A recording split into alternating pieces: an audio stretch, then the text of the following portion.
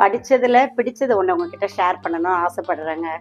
காஞ்சி பெரியவர்கிட்ட ஒருத்தங்க கேட்டிருக்காங்க. இந்த மாதிரி நம்ம ஃபெஸ்டிவல் டைம்ல நம்ம இறைவனுக்கெல்லாம் நம்ம பிரசாதம் செஞ்சு வைக்கிறோம். அந்த மாதிரி இந்த அமாவாசை அந்த மாதிரி டைம்ல, திதி அந்த மாதிரி டைம்லலாம் முன்னோர்களுக்கு நம்ம இந்த மாதிரி படையல் போடுறோம்.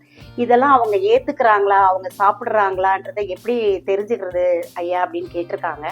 அதுக்கு அவர் அழகா ஒரு விளக்கம் சொல்லியிருக்காரு. இப்போ நீ ஒரு புக் எடுத்து படிக்கிறீங்க, அதுல ஃபுல்லா பிரிண்டிங் இருக்கு இல்லையா? நீ படிச்ச உடனே என்ன பண்ற, அந்த பாயிண்ட்ஸை ஃபுல்லா உன்னுடைய மெமரியில நீ ஏத்திக்கிற, உன்னோட பிரெயினுக்கு அது கொண்டு போயிடுற இல்லையா? ஆனா நீ பிரெயின் கொண்டு போயிட்ட, அதுக்கப்புறம் அந்த புக்ஸ்ல எல்லாம் அந்த பிரிண்டிங் அப்படியே தானே இருக்கு. ஆனா உன்னுடைய மைண்டுக்கு நீ கொண்டு போயிட்டல விஷயங்களை. அதுதான் இதே மாதிரிதான், நீ என்ன படைக்கிறியோ, உன்னுடைய இறைவனுக்கு நீ என்ன படைக்கிற, இறைவன் அதை ஏத்துக்கிட்டாரு. முன்னோர்களுக்கு என்ன படைக்கிறீங்களோ அதே மாதிரி முன்னோர்களும் ஏத்துப்பாங்க.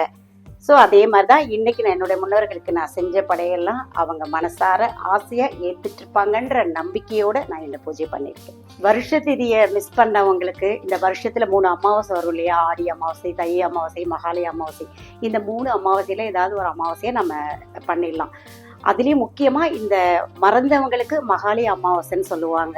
நம்ம வந்து இறந்தவங்கள மறக்க மாட்டோம், பட் அந்த திதின்னு ஒண்ணு இருக்கும் இல்லையா? டேட்டை ஞாபகம் வச்சிருப்பாங்க, ஜனவரி 1, பிப்ரவரி 2, மார்ச் 3 அந்த மாதிரி. ஆனா அதுக்குண்டான நட்சத்திரம் திதின்னு ஒண்ணு இருக்கும் இல்லையா?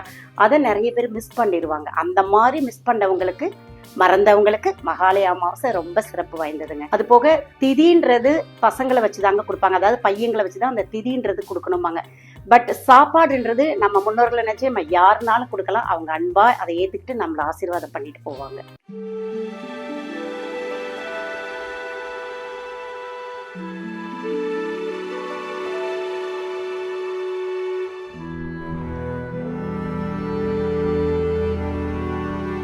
எல்லாரும் வந்து வயிறார சாப்பிட்டுட்டு மனசார எங்களை வாழ்த்திப்பாங்கன்னு நான் நம்புறேன்.